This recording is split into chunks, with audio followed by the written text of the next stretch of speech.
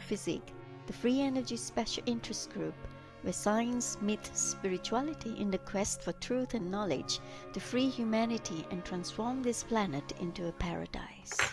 Hi, everyone. Hi. I'm Crystal here. I'm the founder of FESIG, which is the free energy special interest group. It is a platform where science meets spirituality. And I have here with me my co-chairs, Dr. Frazel. Fres, would you show yourself? There you go. Pontus Hefger. Fres is the head teacher, the chief innovator in FESIG, teaching the R&D team members the technologies. He's in Sweden. Matt and I had flown from the UK to be with the team to usher in the new year and to be together to work on the R&D developments. And I have here Henrik. Henrik is at the helm with Pontus here in Sweden at the R&D department, working with Fres and our inventor and scientists and researchers all in one family. And we today are here together and welcome everyone. And thank you so much for choosing to be with us tonight. So, I mean, it's nighttime here. It's in the afternoon in the US and all that. Good afternoon, good evening, good morning, wherever you are. Welcome to FESIG's 120th meeting. It is the first meeting of 2024. Happy New Year, all. Happy New Year. And we wish that all our dreams will come true this year. Apparently they say it's a watershed year, but they keep saying that. Anyway, what we do is we co-create, we create our reality. And that's according to my New Year greetings. I quoted Abraham Lincoln, who says, the best prediction for the future is your own creation. You create your own future, right? So together we'll do that. So now I would like to share screen so you can see my PowerPoint presentation and relate to what the agenda we have for today is about. We are the Free Energy Special Interest Group, and that's how I found Stephen from the US Psychotronic Association, right? Yeah. And Stephen has sponsored some of the master classes, and I got him, and he so graciously said yes, even at short notice, to speak here. So we have our 120th meeting. Today is the 3rd of January, our first meeting of the year. And if you want to know about what we do in our divine mission and all that, please visit our website.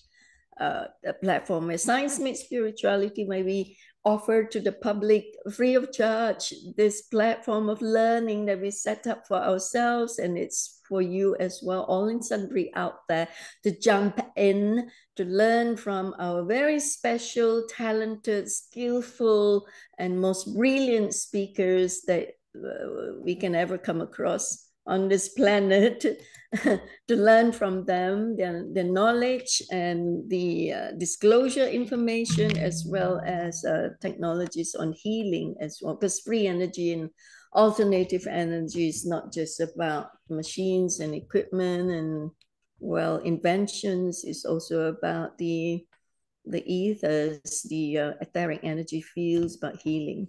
Right, so we had just completed the first session of the 120th FESIG meeting, where Jessica Ariel Morocco was talking about the ACIO, which is the Alien Contact Intelligence Organization, which is, oh, wow, because we also have our co-chair, James Ring, who is the ringleader of the secret space program, Super Soldiers, and he taught us a lot and a lot and a lot over the years.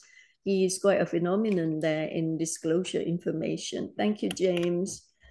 So the second session, now we have finished that, and now we are adjourned to the second session, where we have our speaker, Stephen Quong, speaking about the Vedic Astrology, and his title is Auspicious Timings, Auspicious Timings for Creativity, Invention, and Technical Problem Solving, which is, wow, which is so essential for us here to know and understand and act upon.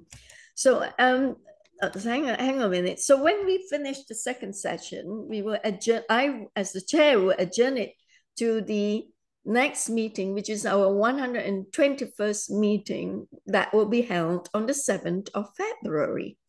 So pen down in your diary and join us again, folks, because there's so much to learn and it's so exciting. Each and every speaker bring a piece to the table, and it's really amazing. It's just expanding our intellectual capacity in so many ways. So if you want to write to me, it's Crystal at truevisionofpeace.com. Our website is truevisionofpeace.com/FESIG.html.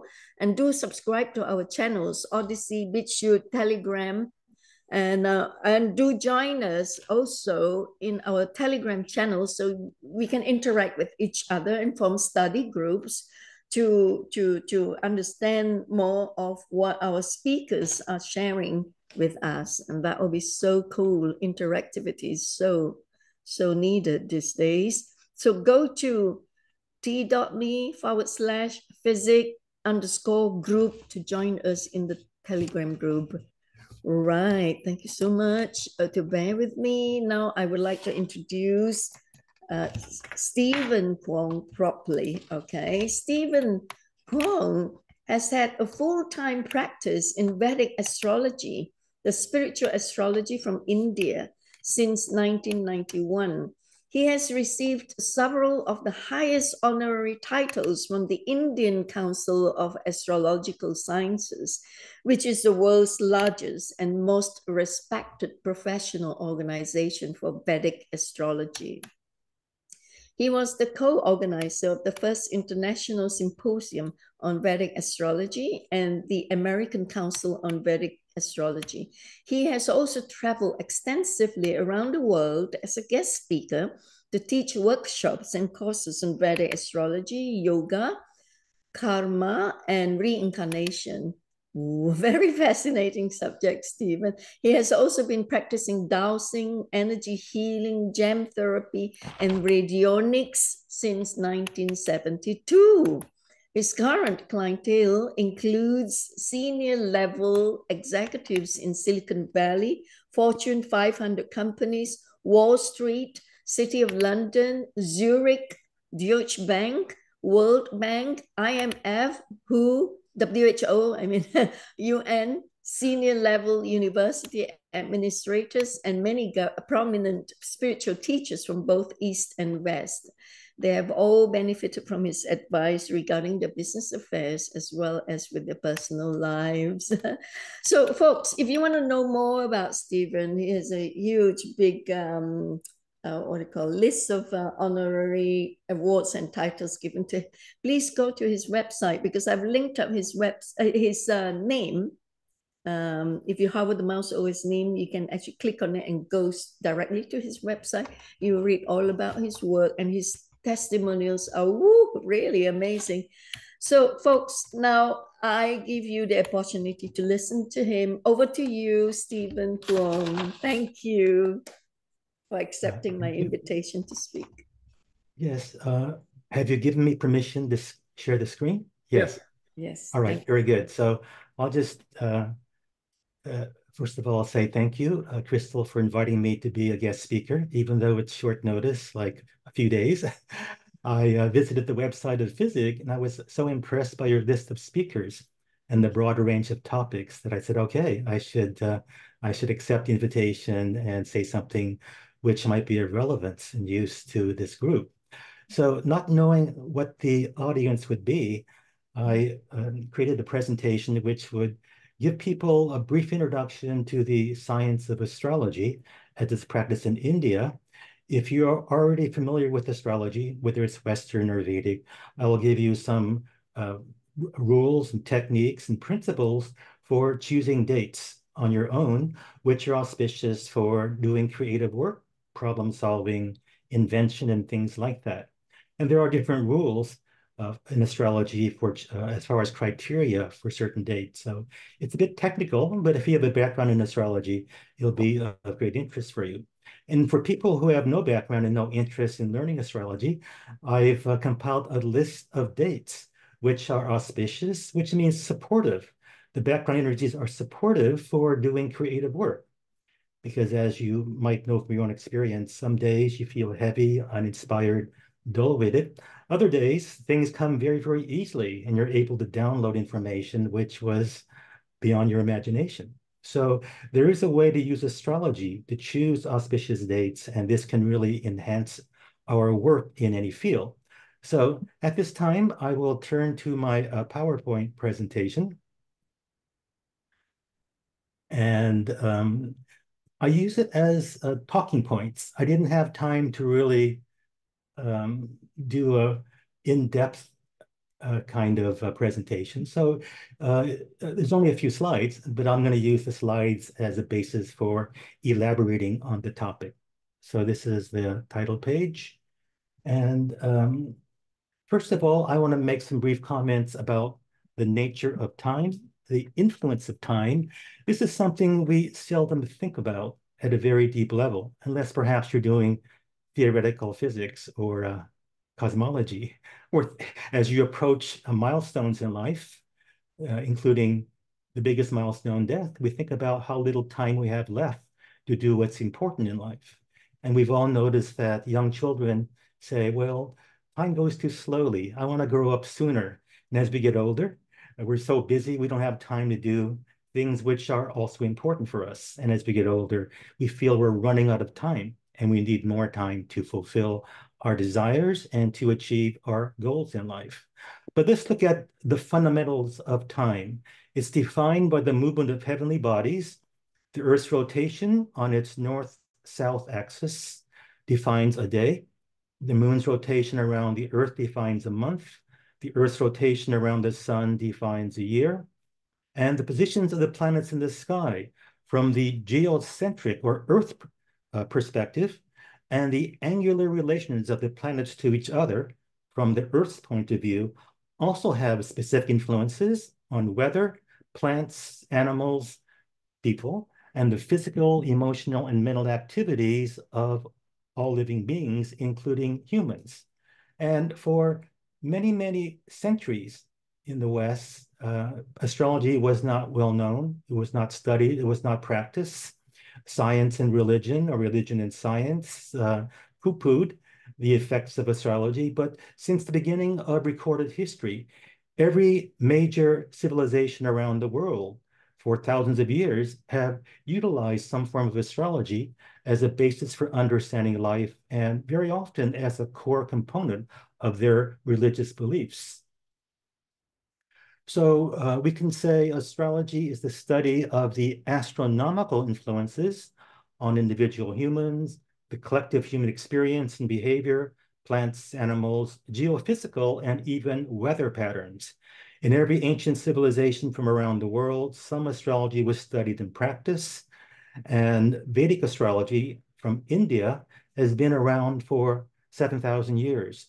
And according to their own tradition, it's been around for many tens of thousands of years, but due to the loss of records, Western scholars have only found records going back around 7,000 years. So it's one of the oldest systems of astrology in the world, and it's been in continuous use by hundreds of millions, perhaps billions of people for thousands of years. So we have to at least acknowledge that it's something which has survived the test of time, and it's still very much in use in many parts of the world. People will often ask, why should we be involved with the Vedic system? Well, Vedic astrology has been in use for 7,000 years. The current form of Western astrology is less than 200 years old. And so if you look for books on astrology from the 18th century, there are very, very few. So it wasn't until the popularity of Theosophy and the books written by Theosophists, which promoted the use of the tropical zodiac, that Western astrology really took off. And with the publication of books, and even more so with the internet and the access to information on short notice, astrology's popularity has really exploded. But the main difference between the Vedic and the Western is the use of a different zodiac. And actually, two zodiacs are used by astronomers for different purposes. The sidereal zodiac is used for astronomy. And in this zodiac, groups of stars are considered to be a constellation. And the constellation is considered to be identical to a zodiac sign. And this zodiac is what is used in Vedic astrology from India. And this is because in ancient India, the astrologers were also the astronomers. The same people studied science, religion, agriculture, martial arts, fine arts, etc. And in a sense, the archetype of the Renaissance man, Renaissance person was very, very popular. And only the highest level of people with the greatest intelligence, greatest moral character, greatest preparation were allowed to study astrology in ancient times in India. And even now, the astrology of India is studied primarily by Brahmins and people who have done a lot of training and preparation to really be able to learn it successfully. In this Vedic system, the outer planets are not included. These are the planets beyond the orbit of Saturn, which include Uranus, Neptune, and Pluto, and the other smaller objects in the sky. Anything beyond the orbit of Saturn is actually invisible to the naked eye. And in ancient India, there were no telescopes. And telescopes became only popular in the last 200 years or so. So the sun, the moon, the planets from Mercury to Saturn, and the two eclipse points, 9 factors in total, are the basis of this Vedic system. Of course, we have the same planets, and the definitions of planets and signs is very similar to the Western astrology, but the angles between planets, called aspects, are interpreted in a different way. So there are some significant differences, but if you have a background and some knowledge of Western astrology, you can pick up the gist of the Vedic system relatively quickly. But there are many more complex calculations involved in the Vedic system, which results in a much higher level of accuracy in predicting future events. And in India, an astrologer is judged by their ability to accurately predict the probable future. And if we have an accurate birth time to the exact minute, we can predict things about a person's life, the major turning points in their life, type of person they'll marry, how many children they'll have, their gender, the kids, their profession, their income, their health, their longevity, all these things with perhaps 90 to 95% accuracy. And of course, we'll never have 100% accuracy because there's free will, and people are encouraged to use their free will, their intelligence, their discrimination, their life experience to be a conscious creator of their future and not have this fatalistic, mechanistic understanding of karma and believe that everything is destined or fated. That was never the teaching of the ancient seers or rishis of India. It was always the admonition to be responsible and accountable for your actions, understand what your life lessons are, manage your karmas intelligently, and move forward with a clear idea of what is in store for your future. There's also the use of 27 constellations, which overlap the 12 zodiac signs, and this is something not used in Western astrology. Each of the constellations has a correlation with the part of the body, with a deity, and with certain qualities. So there's a lot more information to work with, even at the basic level. And this is something just for general background. When a person studied astrology per se, or Jyotisha, the knowledge of light or the light of God, they had to also study the 6 branches of astrology. You just couldn't download some software and start reading charts. You had to actually study under a personal teacher, astronomy, astrophysics to a minor extent, mathematical calculations. And back then, there were no calculators. People just got a stick and drew in the sand and did their calculations, very complex calculations about the positions of planets and eclipses with their understanding of advanced mathematics. Jataka is the study of birth charts, which is commonly associated with astrology in the West, but it's only one out of 6 branches in the Vedic system. Muhurta represents the branch of selection of auspicious times, and that is our topic today, selecting times when creativity, imagination, freedom of thought, problem solving are enhanced by the influence of planetary positions. Prashna is sort of like horary astrology in the West. We answer a question based upon where the planets are in the very moment of the question. So the time and place of the question results in a chart which correlates very highly with the answer and the prediction for the immediate future up to 1 year in advance. So if a person doesn't have their birth chart or it's not handy and they need an answer to a very important question, the chart of the moment or prashna can reveal what is most likely. So this is based upon the concept of synchronicity, that when a question arises spontaneously in your mind, there will be a corresponding positioning of the planets in the heavens, which will relate to your situation specifically and relate to the trends in force, which will result in something probably happening according to the progression of these trends.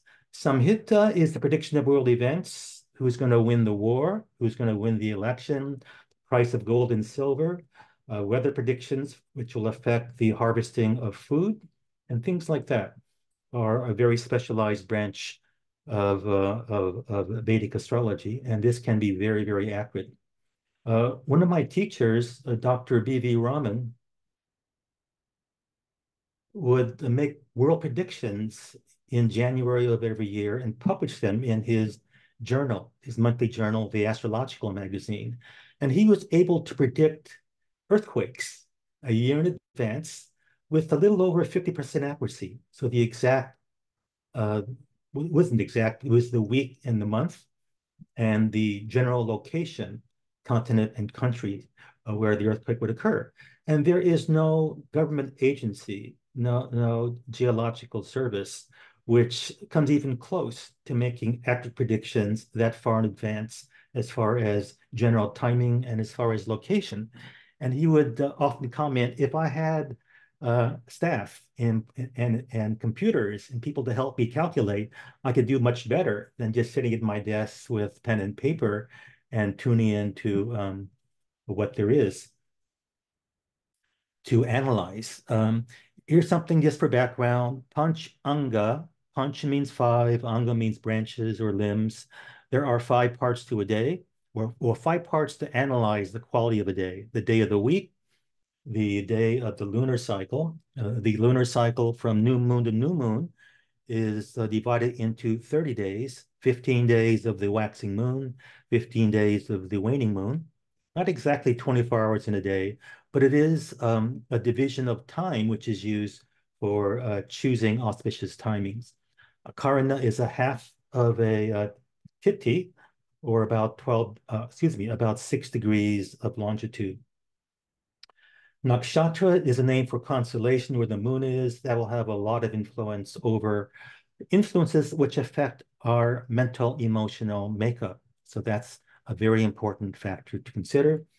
And yoga, in the astrological sense, is 1/27th of a zodiac. So it's slightly different from a Tithi, but it's used in its own way. So choosing auspicious times, called muhurta, is actually a very complex topic. You cannot learn it in a few days, few weeks, few months. You cannot even learn it in a few years. And so because this is a 1-hour presentation, I'm just going to touch on the highlights and give you some background about what is involved. And at the end, I will give you a list of auspicious dates for creativity. And I'll put it on the screen at the end of my presentation. I'll also be able to email to people who contact me by email. And besides choosing dates that are, let me go back to this slide. Besides choosing dates, we need to choose times of the day, time intervals. Like there are approximate 2-hour intervals when a certain sign is rising on the eastern horizon, that will have a lot of influence over the quality of time wherever you are in the world. And there are smaller subdivisions of time, like 1/9 of a sign will pass in about 15 minutes. So we can look for even shorter windows of time when the energy is very, very intensely powerful and supportive. And this can result in some kind of epiphany experience, some kind of transformation of your body hormones, secretion of neurotransmitters, and better focus, better concentration, better alignment, and perhaps much easier to enter the lower alpha theta brainwave frequencies where problem solving can take place because of the resonance of that frequency with the Akashic records and with other dimensions from which we can download or access information. So here is something a bit more technical. And for those who are online or watching later, you can take a screenshot of this and do your own research and experimentation to see if what is shown here actually makes a difference. But once again, it's not just one factor. It's a combination of many factors analyzed, and the net result of all these combinations which result in a time being auspicious. But this is just for information to give you an idea of what is considered in choosing something auspicious. So as I said before, from new moon to new moon is divided into 30 lunar days, and the first, second, third, 10th, 12th, and 13th days are considered auspicious or more supportive of positive energy. So basically, the relationship of the moon to the sun from the geocentric perspective makes a significant difference. So this is one of the factors which we consider, not the only one, but it's an important one. The 5th day after the new moon and after the full moon is considered very good for healing, removing poisons, surgery, but also for doing creative work. So when we talk about 1st, 2nd, 3rd, and 10th, the new moon date is considered day number 1 out of that 15-day waxing phase. So it's the second lunar day is the day after a new moon. So it's really a different way of counting as far as the starting point. The 4th and 9th days are good for exorcism. But if you have a very difficult technical problem and you need to garner your mental forces, in a sense, you're exercising a technical problem and you have more power and focus and perhaps a good intention to really not be forgetful, be very mindful, have better focus. But it's really meant specifically for working on spiritual exorcism of entities and ghosts and things like that. The 11th day of the new moon, or 11 days after the full moon, is only good for fasting and healing, and not good for healing others or doing anything significant.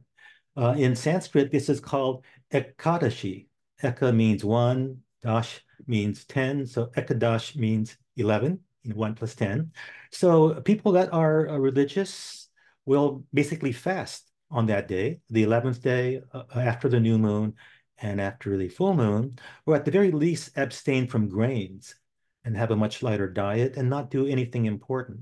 And the idea is that angle of the moon on that date really is a bit disturbing and destabilizing, and it's really more difficult to focus your attention on problem solving and doing something which requires full attention.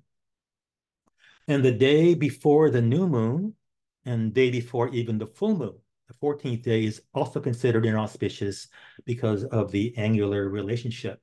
So when we combine all these factors, it's a lot of work to calculate everything. So I don't expect anybody to sit down and experiment. But if you're already an astrologer and you want to get into this, these are some of the basic parameters which we look at. Now, in addition to choosing dates that are auspicious and beneficial, it's equally important, if not more important, to avoid dates which are inauspicious because you might be figuratively banging your head against the wall out of frustration and because of lack of focus, distractions, and basically all kinds of problems. So the solar eclipse day, plus or minus 1 day, is considered inauspicious for doing important things. So once again, people will just stay home and fast, not go into the shadow of the eclipse if they're actually in the location where there is a shadow in that area. The day before a full moon or new moon, I mentioned that.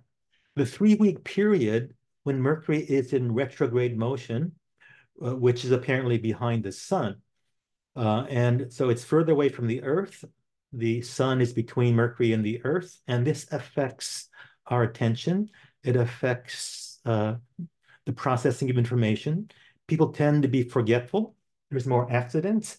There's more misscheduling. People tend to be uncoordinated. So being on time, scheduling, transportation, speaking clearly, electronics, without fail, whenever Mercury is in retrograde motion for 3 weeks, I have computer problems with my main computer, my backup, my second backup, and my third backup. Likewise with my recording equipment, I have 3 backups, and at least 1 or 2 will fail for some reason, or people will come late, they'll drive to the wrong city to meet me, or I'll double book at the same hour. So 20% of the population was born with Mercury in retrograde motion, moving behind the sun. And those are the people who are most susceptible to this. So you might be born with Mercury not afflicted or poorly influenced by this retrograde motion. It doesn't affect you at all. But if you're traveling, you depend on your Uber driver, you depend on the people at the airport, you depend on people meeting you on time, things like that. So there is a much, much higher chance of something going wrong when Mercury is in retrograde motion. Now, we can't put our lives on hold for 3 weeks at a time. So at least when we're aware this influence is there, we can compensate by being extra careful, slowing down, being cautious, being prudent, double checking, having a backup plan, having a plan B and C and D, and not getting frustrated when things don't go smoothly as expected. So this is something which is easily, this influence of Mercury is easily identified.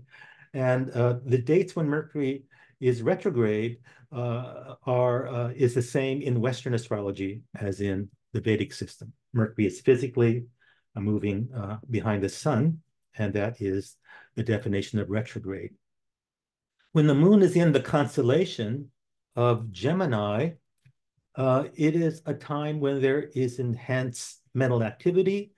For many people, it's destabilizing mentally and emotionally. People get very ungrounded, spaced out, unfocused.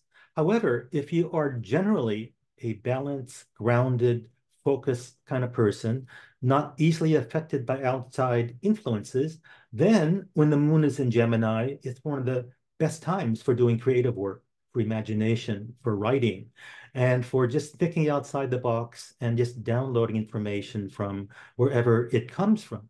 So depending on your body type, your psychological makeup, and your level of being grounded and centered and mentally focused, Moon in Gemini can be very, very beneficial, but not a time for negotiating differences, for signing contracts, for developing consensus. It's a time to brainstorm. So every month, the moon is in Gemini for about 2¼ days, and you can look up these dates very easily with the astrological calendar called an ephemeris, or you can just go online for an online ephemeris, or even online calculations, or you can just visit my website. I have a web page which is called Astrological Highlights, and I give a complete list for 2004 of the dates when Mercury's retrograde, the dates when it's a day before and after, before a new moon or a full moon, etc. So you don't need to do any calculations. You need just to visit that website once in a while and see if the dates you're planning to use are generally auspicious or very inauspicious. And if you keep track, if you keep notes, if you keep a journal of these general recommendations, you'll notice a very big difference, I think, in your efficiency, your productivity, and even your peace of mind by avoiding needless frustration. When the moon is next to or forming a right angle or opposite Mars or Saturn, for many people, this is too much stimulation. Mars was the god of war in the Greek and Roman mythologies. Likewise, in India, Mars has an association with the fire element and with the spiritual warrior, who is the son of Lord Shiva, Subramanya. So when the god of war and fire is next to the moon, then a person's mind, symbolized by moon, can be overstimulated, agitated, restless, impatient. And for people who are born with this pattern, they can be very, very aggressive, adversarial, argumentative. So it's very difficult to arrive at consensus when the moon is next to Mars. People tend to be more self-centered, more defensive, more reactive, and more difficult to get along with. And if people are that way in general, then it's even much more noticeable.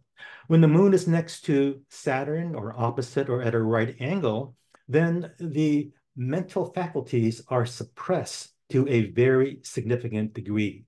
We feel dull-witted. We feel uninspired. If you're born with this pattern in your chart, you'll be inclined for depression or withdrawal, for being antisocial. And because the moon represents instinctual intuition, when the moon is next to Saturn or interacting with some angle, it's more difficult to have clear access to intuitive perceptions and information. It's a better time for just routine work, not pressing yourself, and just taking care of things which don't require much creativity or imagination. And this is for like 2.5 days every month when they're together, another 2.5 days when they're opposite, another 2.5 days when they are at right angles to each other. So keeping track of that factor by itself will make a difference in your productivity and things like that. The eclipse points are given as much importance as the heavenly bodies. They represent portals where energies from the subconscious dimensions can affect the conscious mind.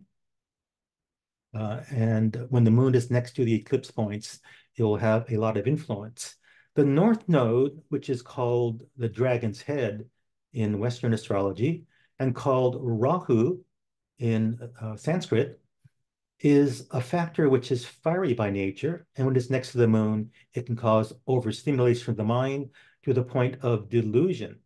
And if a person was born with this pattern in their birth chart, then that can even result in fixations, compulsive, obsessive behavior, misperceptions, ignorance, and just going off on a tangent. So it is one of the strongest negative influences when the moon is next to the north node, as far as focus, as far as clarity of perception, and as far as getting things done in an efficient way. When the moon is next to the south node, called the dragon's tail in Western astrology and called Ketu in Sanskrit, that's spelled K-E-T-U, Ketu, then a person tends to be much more introspective, much more withdrawn, antisocial. If a person was born with these tendencies, they can feel very disassociated from everything and not have any interest in doing anything external or objective.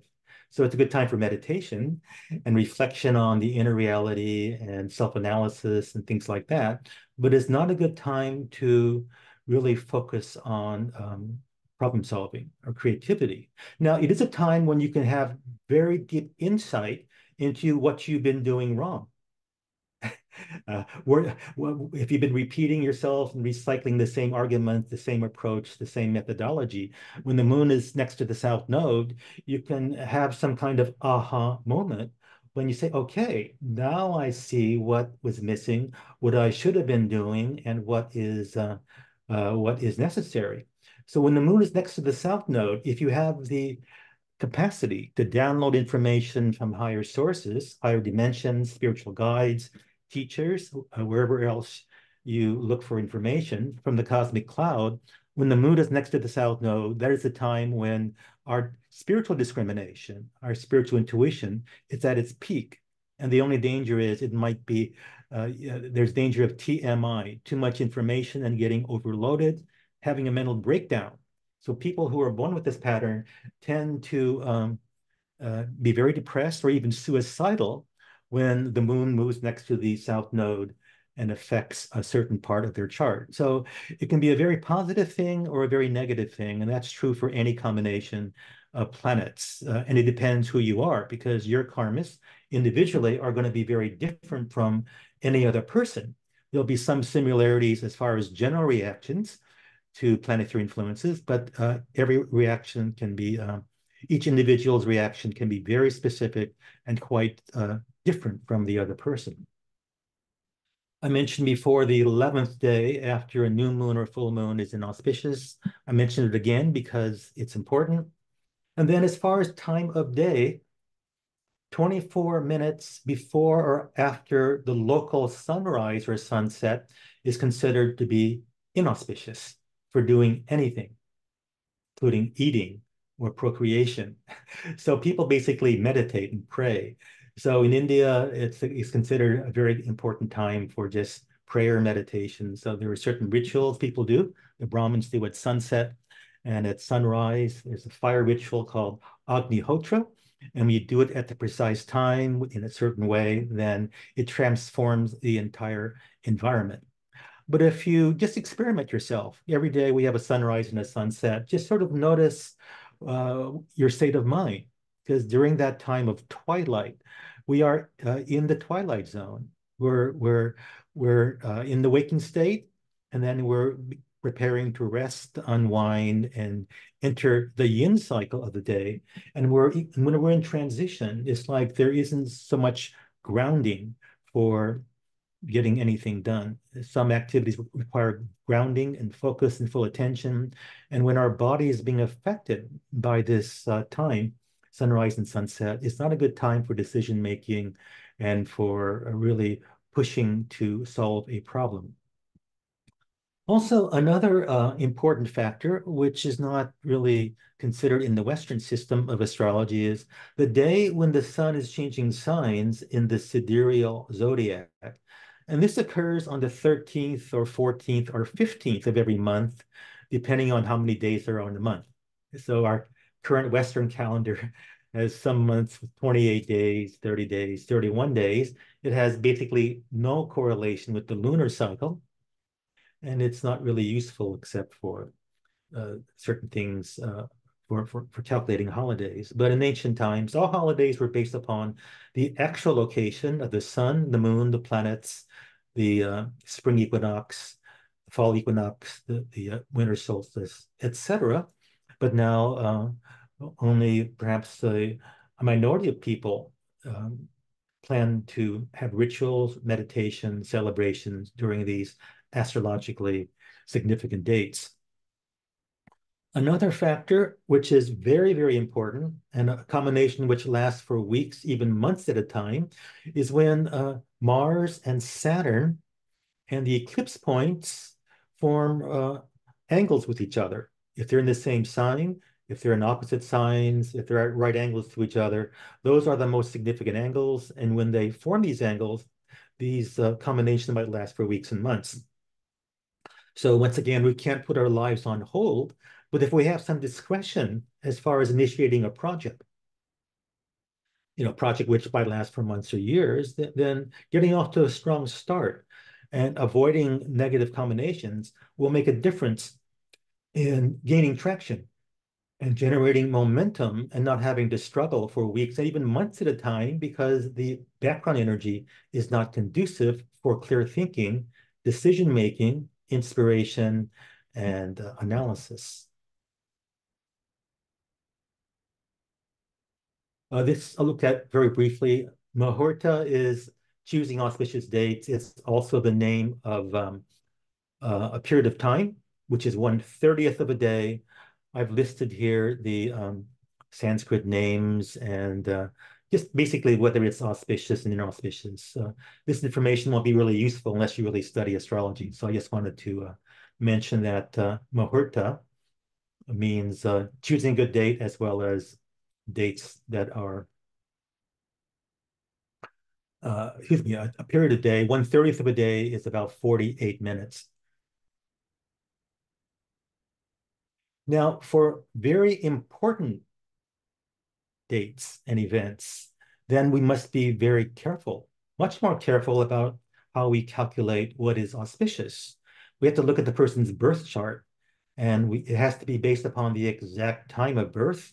So things which are important include marriage. Filing for divorce is also important.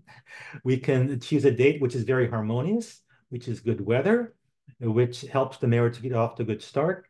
And we can choose dates for divorce, or is amicable, peaceful, civil, or if they've been fighting for years and unable to settle on terms, then we can choose a date where there's a complete break and burning of bridges, and people just move on and don't struggle with closure and bicker over legal and financial matters. I'll just give you one example of the importance of a good day for marriage. Very often people ask me to choose a date for an outdoor wedding, which is dependent upon the weather. So they've done their best to secure a location for the marriage, but still the weather is a bit uncertain. So I will choose a date when it's much, much more likely that there will be sunny day, sunny sky, light breeze, pleasant weather, no rain, no wind. And so far, 100% of the time, the feedback from my clients is that we had fantastic weather and a very peaceful, harmonious environment in a great celebration. I had one couple who were planning to get married, Indian couple. Their families had a similar background.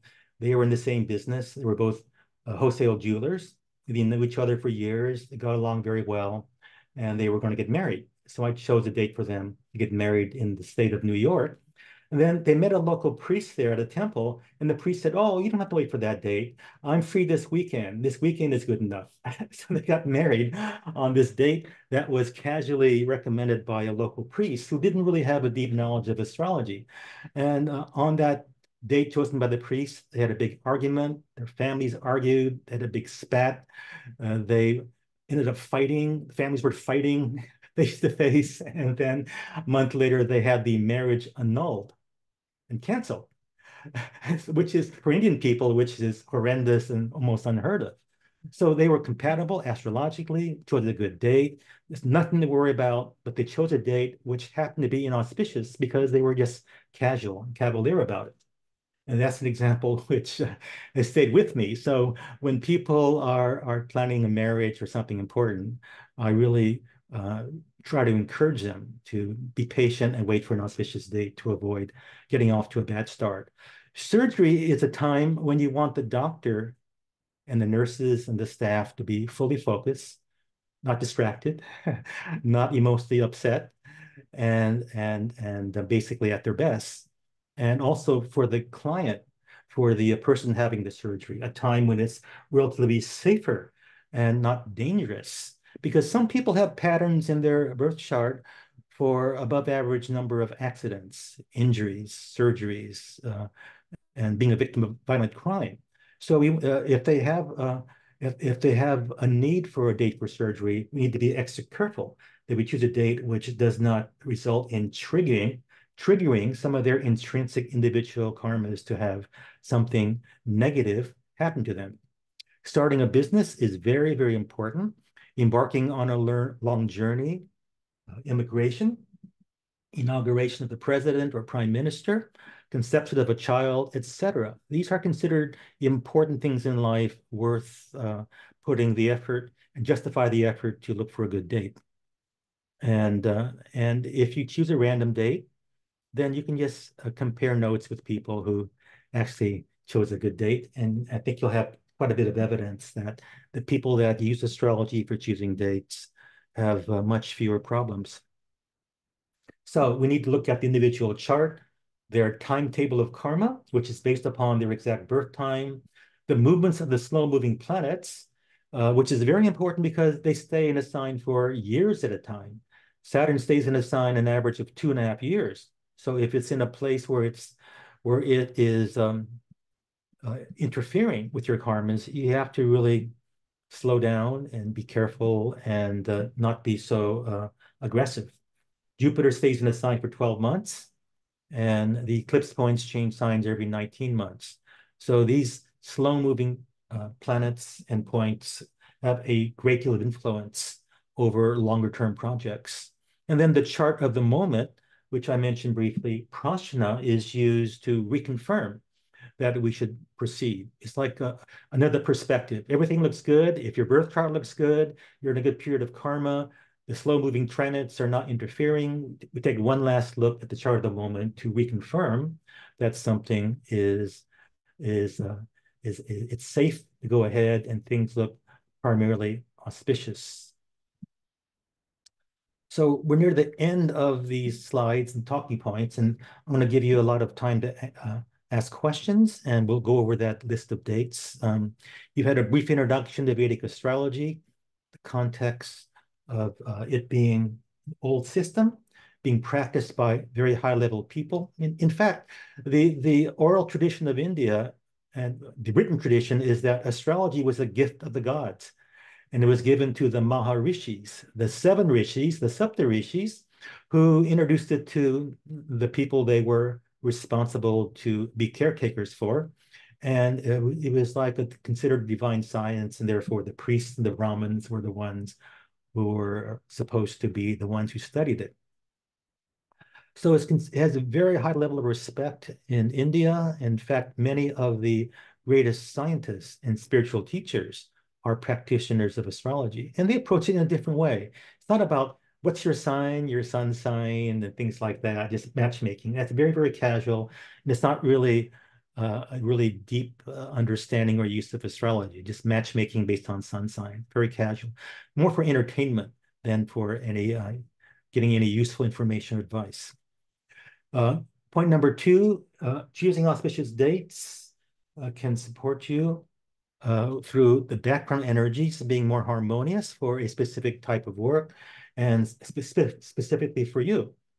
And besides, if there is group collaboration for very technical work, then if you really depend upon other people as part of your group, then doing a compatibility analysis to see if there are points of harmony, points of inharmony and friction, and just understanding what the template is for interaction, you can work more consciously to harmonize differences and to enhance what is positive and harmonious about a working relationship. That also holds true for personal relationships. So even with research and science, very often there's competition and friction, even antagonism with people in a group. So just reducing the friction there can make a big difference with the productivity. And just knowing when people stay healthy, if they're going to stay healthy enough to really contribute during a period when maximum collaboration is expected because you have some kind of deadline to work with.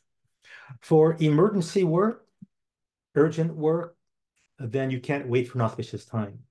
But for many things in life, you can. So we use astrology when it's appropriate and useful, and for things we don't have control over, we just carry on and not have regrets that we don't have control over that aspect of our lives. So those are the main points, main benefits of using astrology for dates. There's something else I want to just throw in there because I find this very useful. Biorhythm calculator, which you can find online for free. When the biorhythms are peaking, the blue line is for physical in this chart. The red line is for emotional. The green line is for mental, intellectual energy. When they tend to peak at the same time, then you're going to be much more productive, higher energy, healthier, better mental focus. So even though this is not astrology, the value of this system of biorhythms has been studied very extensively in Japan. And in fact, all of the drivers of public buses have their driving schedule based upon their biorhythms. And this has been proven to reduce the number of accidents by a very significant degree. So it's actually official policy for bus drivers. So this is something else you can look at, and it's very easy to calculate, but it's not really astrology. It's something based upon the cycles analysis. Another factor, if you are already into it, is this is more for healing, but this PowerPoint was also used for other purposes. So I threw in this clock of acupuncture meridians. Every 2 hours, a different meridian is activated, and according to your birth time in the Chinese system, when the energies are strong for a certain meridian, a certain organ, you will also have better focus. So we're getting more complex here and beginning to really integrate other factors. So here is the page, the web page, which will give you access to auspicious dates for the entire calendar year 2024. It's free. It'll list some of the rules. It'll sort of summarize the rules, but basically the calculations are already done for you. And the list of things to avoid is every day, which is inauspicious. The period of days and weeks, which are inauspicious, are listed. So you can just look at your work schedule, your research schedule, and see if what you have planned ahead is at a time which is beneficial for you. If not, perhaps you can make some adjustments and choose dates which are more auspicious. So this page includes new moon and full moon dates, solar and lunar eclipses, when the planets change signs, when Mercury's retrograde, when Saturn and Mars in the eclipse point form angles to each other, and especially to the moon, which is more of a short-term influence, which we have some greater degree of control over.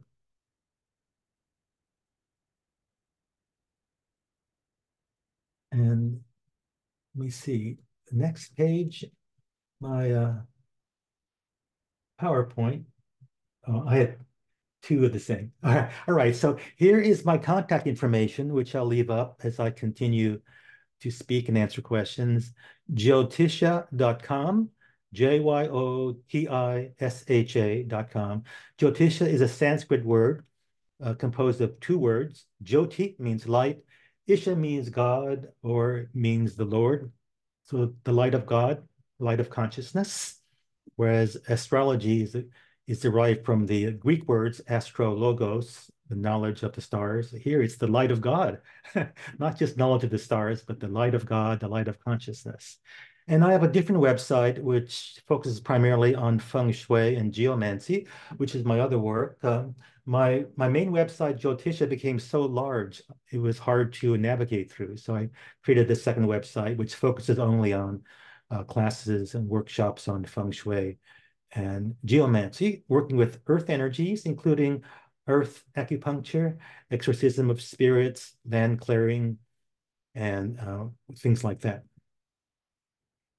So that is the end of my formal presentation, and I'm available here to answer questions and receive comments. I always say I welcome questions, comments, and also objections to astrology or to me and what I've said, because I think it's important in a live presentation to get people involved, have some responses, be interactive, because that is where deeper levels of learning are possible when a topic matter is more personal for you and you have an interest and some reason to investigate further. So whoever wants to ask a question is free now to ask. Thank you so much. Thank you, Stephen. This is really fantastic. It's giving us some guidance to avoid calamities in life.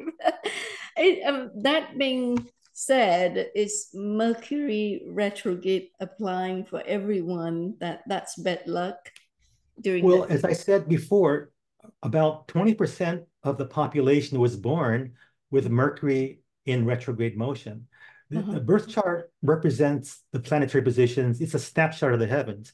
But at the time of birth, which is considered the first breath, the first cry, your whole body is imprinted with the subtle energy patterns of where the planets are for that day. So there is a program imprinted in your DNA in a literal sense, which causes you to respond to these planetary influences. And then as these planets keep on moving and changing signs and forming angles, you will also respond in a unique way based upon the template which you were born with. So even if you were not born with Mercury retrograde, you're susceptible for other people having big problems with communication, scheduling, transportation, clear thinking, memory. So if certain things are time critical, coordination and efficiency of interaction is important, just try to avoid that. Like, for example, marketing, doing an email blast or scheduling speakers, that is very much affected by Mercury retrograde. Right. So some people were saying they're born unlucky and all that because they were born during Mercury retrograde. Yeah, you said. Well, there are factors which can neutralize that. So see, there are actually hundreds of rules for interpreting a chart. So if you only have a casual, superficial, light knowledge of astrology, you tend to look at one thing, which is negative or apparently negative, and get fixated on it, which is what a lot of people do. They fixate on what's negative and they overlook, forget, and don't take into account that there are many other factors which compensate and even neutralize to a great degree the negative factors. So compensation mitigation is always there. Our karmas are always a combination of positive karmas, which correlate with planets in supposedly good signs, forming good patterns. And we also have, all of us have patterns in difficult signs and difficult combinations. And the goal of life is to learn to manage these karmas, to recognize what is weak, what is strong, and to develop our intelligence, our willpower, and our ability to make this life better. So once again, the Maharishis, the great seers of India, have always said, you were born to learn to be responsible for your past karmas and to create better new karmas. And there's this constant interaction between fate or karma and destiny and free will. So the more free will you exercise because of intelligence, willpower, focus, life experience, the less influence your past will have upon you. That being said, some karmas are so heavy, so ponderous, you can only change them to a certain extent. So some karmas are relatively light. You can change them completely with change in diet, lifestyle, meditation, spiritual practices. Some karmas you can improve greatly as far as, for example, health patterns, but not be completely free from them. And then some karmas you can't change at all, and you just have to suffer and endure and die from them. But many karmas, perhaps most of them, can be modified and mitigated. So it's our responsibility to mitigate, modify, and manage these karmas to the greatest degree possible. Because whatever karmas, life lessons you haven't finished learning, whatever karmic debts you haven't repaid, those karmas are carried over to your next lifetime. Same lessons, different people. The Maharishis unnaturally taught astrology because you're saying astrology is the gift of the gods to the Maharishi. And said so they pretty well lead very charmed lives as you do. No, it's a very difficult topic. When I was studying it, I said, oh, there's so many rules to remember. There's hundreds of rules. You have to juggle all these planets. Every degree makes a difference. 9 planets, they're forming angles. One angle cancels the other. And there's even more than a few hundred rules. There are thousands of rules. But you have to distill everything down into a simple answer and simple advice to the client. Is the answer yes or no? Sometimes, do you go forward? Do you wait? Or do you just be patient and gathering more information? So distilling all this information, processing this information, distilling it, and giving helpful advice, which doesn't harm a person, which doesn't make them fearful, which doesn't undermine their beliefs in God and whatever they believe in. That takes more skill and experience. But also, one of my friends and associates, who's an astrologer, said, Stephen, astrologers have to do a lot of spiritual practices and live a moral, ethical life because really, God doesn't want people to know the future. So we are getting a glimpse of something we shouldn't really be looking at. Therefore, we have to compensate as far as protection, as far as equanimity, as far as being responsible by doing more spiritual practices. So that was always the context of Jyotisha in India. It was done by people who were the priests or doing intensive spiritual practices. So it's only in modern times with the publication of books and software programs and the internet, everybody's an astrologer. regardless of your background, your training, and your experience, you can just start giving readings. But from my study of it, I didn't really do it professionally until after 20 years of practice as a hobby, as a personal interest. And then in the beginning, after 20 years, I was making a lot of mistakes. And I got better and better with daily practice. Now it's 32 years of full-time practice. I've gotten better every year. So after studying and practicing for all these literally decades, I would say to become proficient in astrology is as difficult as getting a medical degree and becoming a good doctor. As far as how many things you have to know well, how many topics you have to know well, and be able to give good advice and have a good bedside manner, be a good counselor and advisor. There's just too many things to learn. It's a very, very complex topic. It's very technical. I would say it's equivalent to getting a degree in law, passing the bar, as far as technical difficulty with the calculations, holding all these inventions in your head, reading the person's character, their aura, their soul history, and applying the astrological knowledge to their particular situation and saying something which is relevant and useful and helpful and not harmful, which is also important. So tell us, Stephen, are we doing right with choosing the first Wednesday of the month to have our FESIG meetings? Well, is this is that why you accept my invitation to speak? The first Wednesday has a different astrological chart. So there's no astrological correlation there. It's just the calendar. It's convenience for scheduling, but there's no astrology at all on the first Wednesday. Sure, thank you. People can schedule time to attend and to give presentations. So, many things are compromised. So, there's no easy way for you to schedule a different date and time every month. But what you could do, knowing that it's the first Wednesday, you can schedule certain topics for every month that are more relevant, harmonious for that background energy for that day. So today, even though we started late, because we started a few minutes late, the rising sign changed before I started, and it became a very, very auspicious time. We have Jupiter rising on the eastern horizon where I am. And in Sanskrit, Jupiter is called Guru. So it represents the principle of the teacher, healer, counselor, guide, consultant also. And Jupiter was interacting with the moon, which represents the mind. So a very good time to be in tune, to be more or less harmonious internally, to have an audience which is more receptive, and really make some points which might really help them have a new perspective on astrology and perhaps even try using these calendar of auspicious dates. So you were saying that Prashna, it's one of the 6 branches of the Jyotisha that will give you answering question in the moment. Yes, I'll give you one example. I have a client who's a medical doctor and a medical scientist.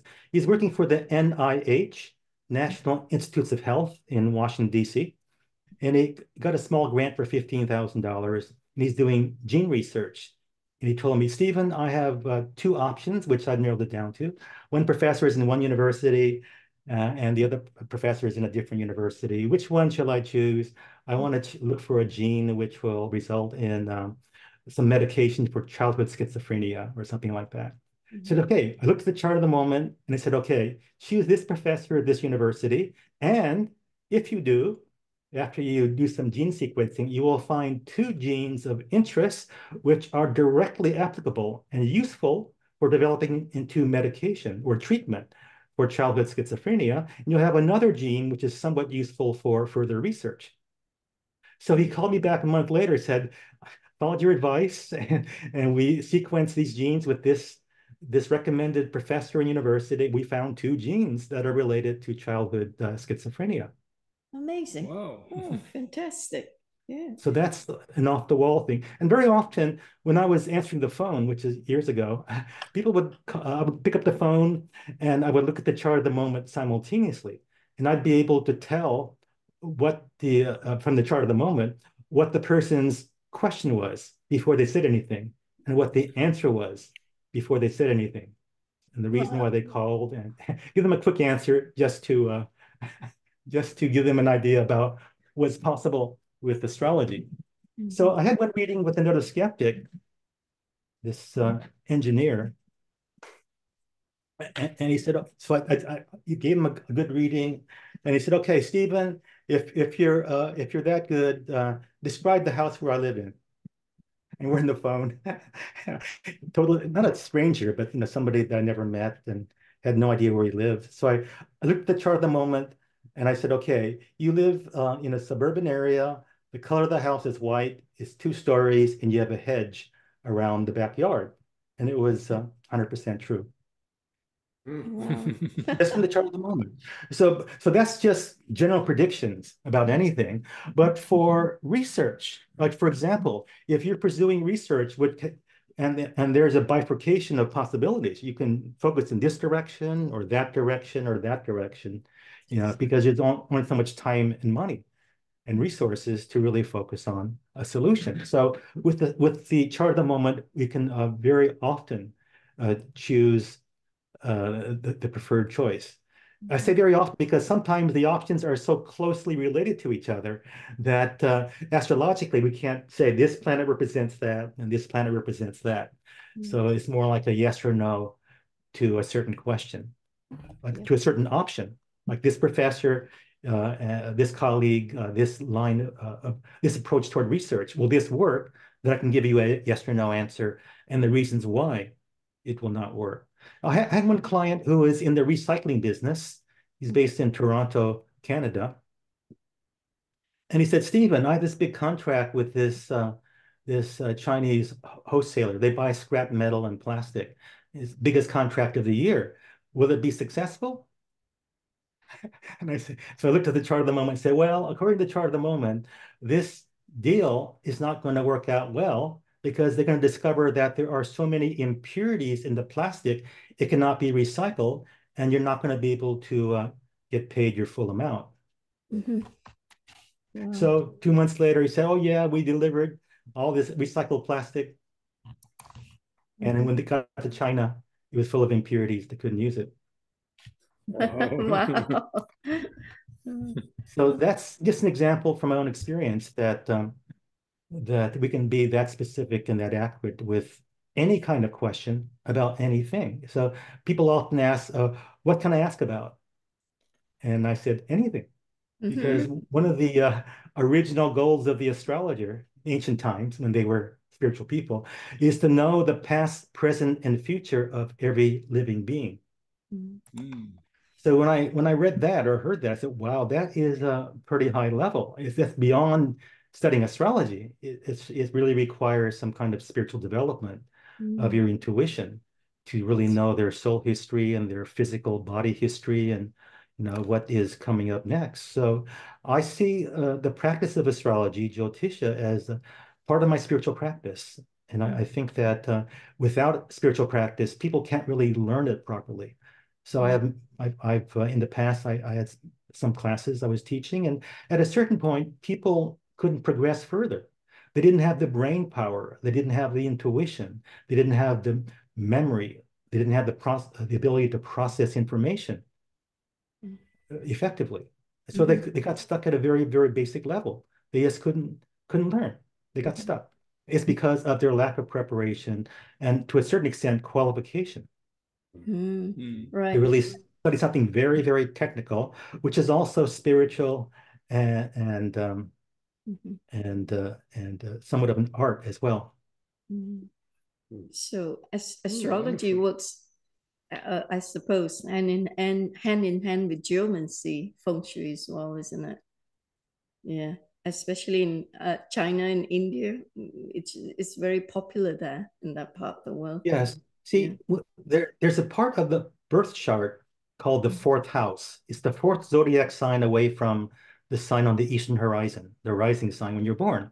So the fourth house represents your karmas for housing, the kind of house you'll prefer to live in, neighborhood, karma with real estate and land.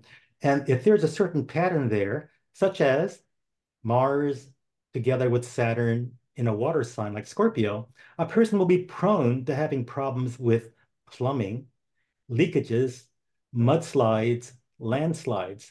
So when I see this pattern in their chart, I said, do you have a problem with mudslide, basement flooding, leaks, land movement? And almost all of them say yes. How'd you know? Well, you were born with this karma to experience this at a certain point in your life. And that point is now. And really, it's been a recurring pattern for years. So that is how amazing the correlation can be with events like that. And it can be corrected. Wow, with astrology and probably a bit of geomancy as well.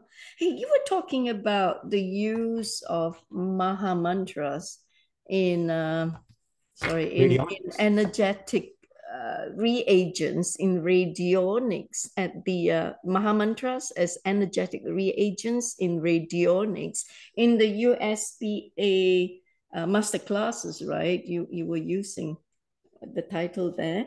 So would you be able to talk a little bit about what you did there? I mean, we are interested in radionics. Yes, radionics, formerly called psychotronics, uses instruments of a special design to interface with your mind. In a sense, it will digitalize your thoughts and intentions using numbers and frequencies to a certain extent. It's really information which is coded as numbers and frequencies. And you send that information or your intention to a person through a photograph or a hair sample. And it's based upon the principle of quantum entanglement. So a high quality digital printout or a hair sample or saliva or a spot of blood, which is fresh, will have their DNA. So when we send information in a very intense, focused way, using instruments to focus that and to keep the intention being broadcast with scalar waves, then the person will respond, and most of the time they'll get healed or have some kind of positive response. I even use it for resolving lawsuits and for shifting karmas for prosperity and bad relationships too. But anyway, besides dialing in certain numbers or typing in certain numbers which represent a certain condition, a certain medicine, a certain intention for healing, like love or harmony, people also use what are called reagents. They will program vials of sand or a quartz crystal or something with their intention. And in addition to using numbers and rates, which represent something, then they can have a lot of intentions compressed into what's called a reagent. A vial of sand is just one example. And you put it in a certain part of the instrument next to the witness sample. And then instead of dialing all these dozens of numbers, which is cumbersome, because if your machine only has 10 dials, you can only send 10 numbers. But in a reagent, you can put in hundreds of rates or which are numbers representing an intention or an object or a frequency. And then it's more efficient. Now, I thought, well, mantras are based on sound vibrations. And really the vibration is not just at the physical level, it's at the mental level. So when people are given a mantra and practice mantra, they are told that saying a mantra out loud is the grossest and least effective way to get a benefit. Chanting it softly, like a whisper, is more powerful. And chanting the same mantra silently, mentally, is the most powerful. So when we chant a mantra out loud, the sound vibrations can imprint the quartz crystal in this vial with the vibration of the mantra. And there are certain mantras which have been chanted by hundreds of millions of people for thousands of years. So there's a pool, there's a collective consciousness in a pool of energy, a cloud, which you tap into. And then it's not just your effort, but the collective aspirations and vibrations and karma of people who believe in this mantra that's effective, that you tap into. And then the person gets just layers and layers and layers of very positive spiritual healing energies. And certain mantras are specifically for healing. Some are general purpose. Some are just for spiritual upliftment. But there are some that are for healing. And whatever mantra you use, you can also just add an intention that I'm chanting this mantra or I'm creating a reagent a vial of sand with the intention that the vibrations of this mantra is going to specifically heal this person of whatever they have. And so that intention can be imprinted. So what's your advice? I mean, we as a group here at FESIG, okay, we're working on our free energy devices and whatnot, and we want to succeed. So sometimes we do gather like this, and we hold hands and form a circle, a healing circle of light, and we want to chant a mantra. How do we collectively find a mantra to help us as the energetic reagent in radionics for us to succeed in our divine mission here? Well, the most universal mantra is Om, Om. A-U-M, or O-M, Om. That is considered the most powerful. In fact, it's considered so powerful that people who aren't renunciants in the past were not allowed to chant it because it makes you otherworldly. It helps you to attain unity consciousness, all oneness, and it is very often used as the first syllable of other mantras, just like Om Namah Shivaya as Om first. Om Namo Bhagavate Mahadevaya, another Om. So many mantras start with Om. But Om by itself is more than sufficient. And many people have claimed that they attained very high states only by chanting the syllable Om. Yeah. Thank you. But yeah, you have to chant it in a way where you're with the group, where you're in more or less the same note. So there's harmony in the tone instead of dissonance. And when you finish with the M sound, you should resonate with that nasal sound, Om, because that sound at the end is what really vibrates your chest cavity and the nasal cavities and affect the brain and results in a very much deeper experience than having to chant a short Om. You chant Om, everything Om, everything is long. So chanting it in unison, chanting it in the same note, chanting it with an extension of the last syllable with your mouth closed will work wonders. And it's more than enough. You don't need a specific mantra because people have different backgrounds, different interests, different beliefs. Om is universal, and it's been used all over the world by all kinds of people, in our modern time, last few decades. Thank you, Stephen. Over to you, co-chair Press. Well, thank you very much. And it's been very, very interesting. And as you might guess, this is going to be one that you didn't expect in the line of question. Maybe. Let's see. How does solar flares affect the Veda astrology predictions? And can it be used to predict future flares? That is something that I have not studied personally. I don't know of any other contemporary Vedic astrologer who has studied predicted solar flares or correlations with astrological patterns, geocentric patterns and flares. So at this point, it's open for research by other people. Excellent. Nobody studied that I know of.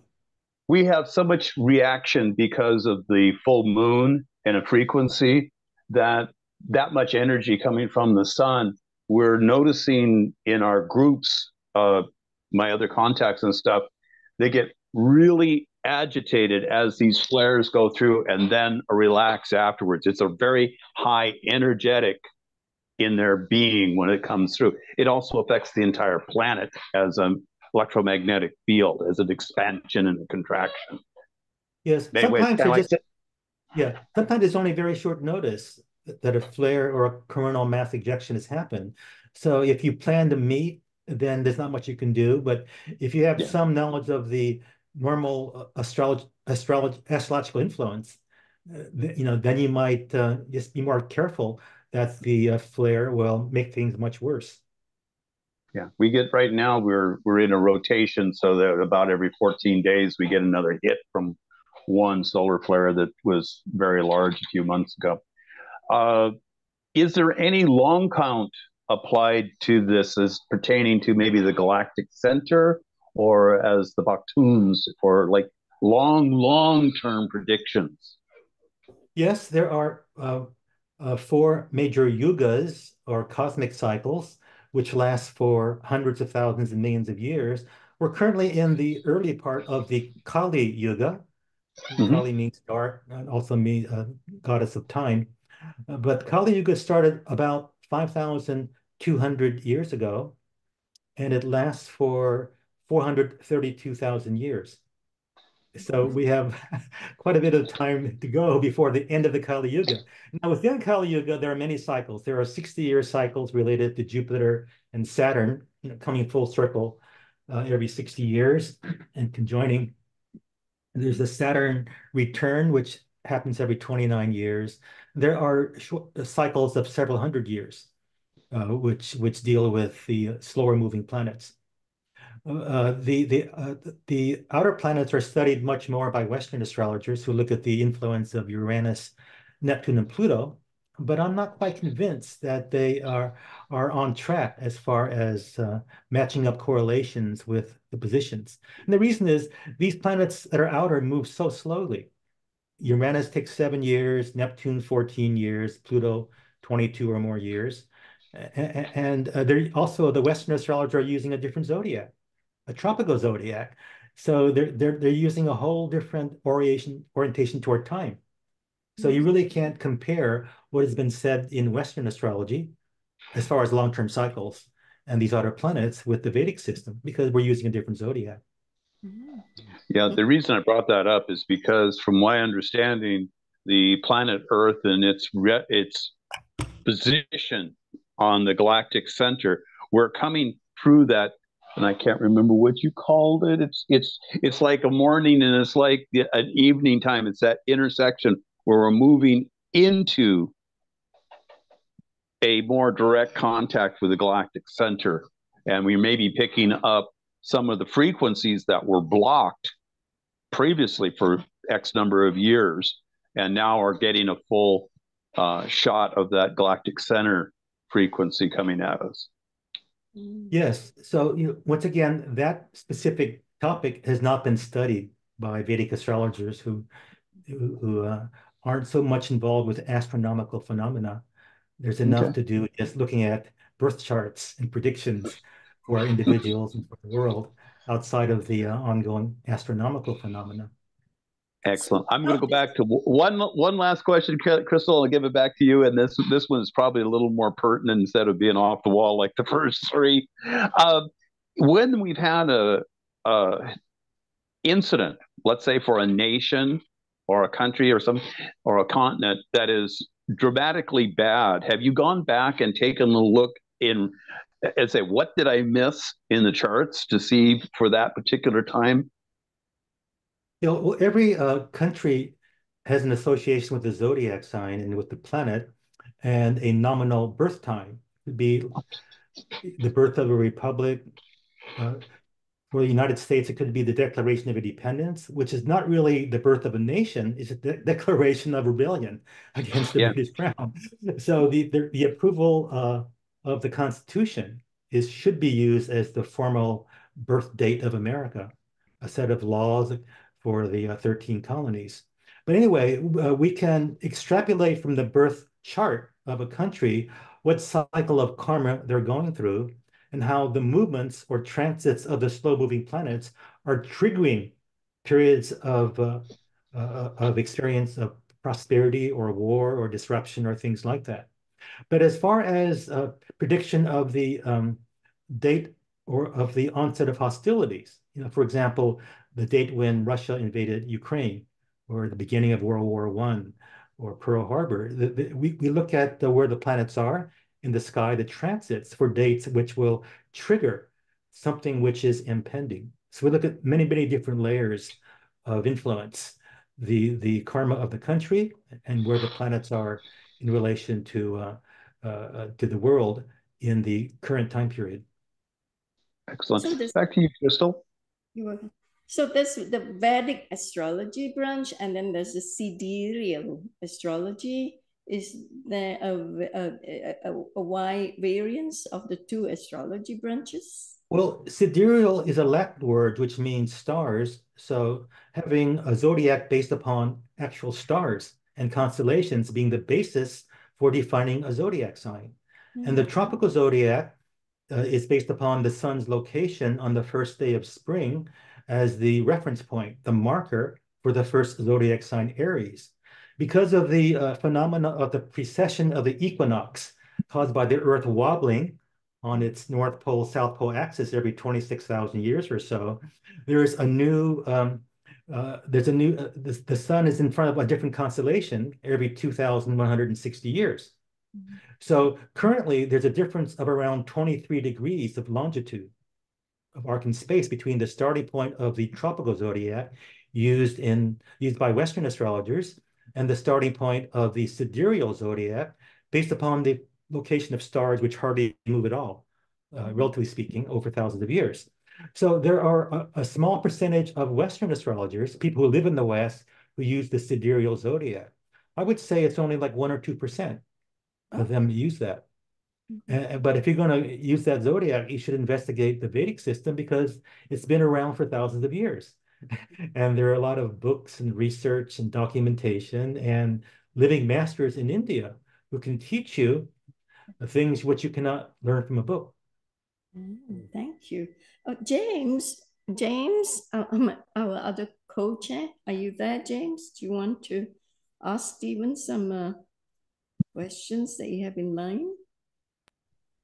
Hi there. So I was utilized in the secret space program, so I have different clone bodies, and I wasn't really. I feel kind of embarrassed even saying this, because if you don't understand the SSP content, I just want to be respectful to you. But how would that apply to me if I'm basically outside of time and all split up all over the place? Yes, I mean, I'm quite familiar with the SSP and the all these different programs, 20 and Back and Solar Warden, etc. Super Soldiers. I caught the last few minutes of the previous session, but I'm not totally into it like the speaker was, but I have a good background.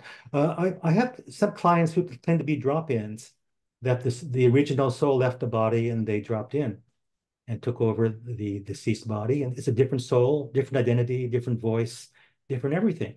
But when we looked at the birth chart for the original occupant of that body, those karmas still apply to the person who dropped in. Now, if you really had a rebirth, a spiritual rebirth or a physical rebirth, you were just dropped into a body, then we can look at the time, date, and place for this reincarnation and use that as a reference point for your life going forth from that point. But typically, I don't have that much experience, only a few people that are drop-ins that had an intensive kind of consultation. And I still found the same correlations as far as body experience. Spiritually, they might be very different and certainly quite possibly a different soul occupying that body. So, we can talk privately later and we'll do some research and see if things correlate. James, wow, thank you so much. Thank you. I wonder if there would even be like an influence from like your past lives too, because I know someone who I think I might have been, and I was actually born in March 25th, where I was born on March 8th. At least that's what my birth certificate says in this body. But it's complicated. Yeah, we could talk in private. I don't want to hold everybody up. Go ahead. Yeah, the birth chart is considered the template, the blueprint of the karmas which you are entitled to experience in this lifetime.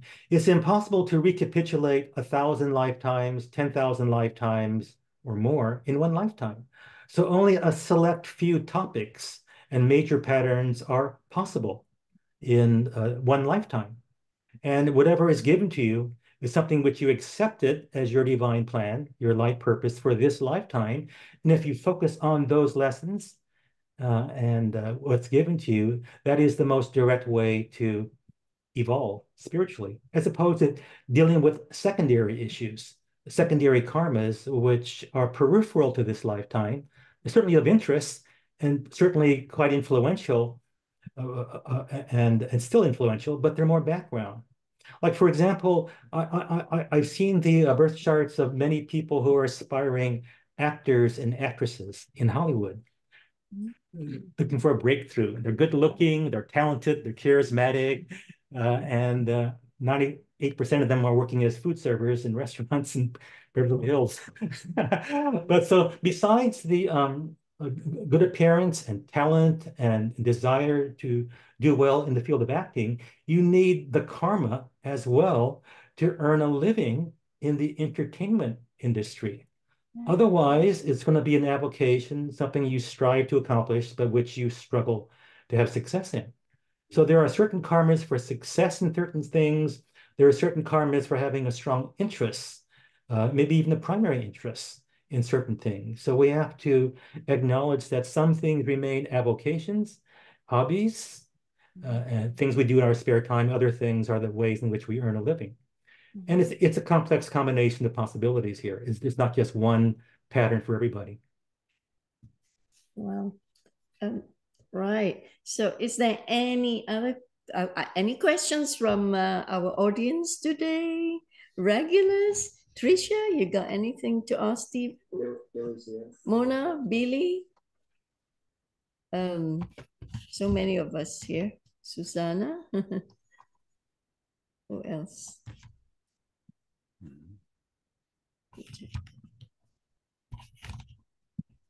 Hey, question time, folks. Unmute yourself. We have Karina, Billy, Henrik. What about you, Henrik? And Matt. I've got a question. It's a bit of a question. Do you want to throw your birthday to Stephen? I think there's not time for that. In fact, we should finish soon because I have 2 other appointments this afternoon and we started a little bit late today. Yeah. But we can go on for hours. In fact, I've spoken as long as 4 hours nonstop once. Oh, because of unending questions. Truly appreciate which I you. enjoy, but I have some other obligations. Enjoy listening to you so much. So much information and knowledge. Wow. Amazing. Right. So if you have another appointment lined up, we wouldn't want to keep you and make you embarrassed by being late for your appointment. And so sorry about starting late with you. We sort of like just get carried away with the first speaker's information. Right. Okay, so shall we wrap up, Press? Yes, indeed. Thank you very much. Back to you, Crystal. Yeah. So I must say, this is really amazing. We've learned new things all the time from our most brilliant, eloquent speakers from all over. Thank you, Stephen. Thank you. There being no other business, now the second session of our 120th FESIG meeting is now adjourned to the 121st meeting. Sorry, what's the date? Is it 7th of February? Yeah, please pen it down in your diary, folks, and do come back and join us. Thank you all who are in attendance today for choosing to spend time with us to learn from Jessica Morocco and Stephen. Thank you. Namaste. Om Shanti.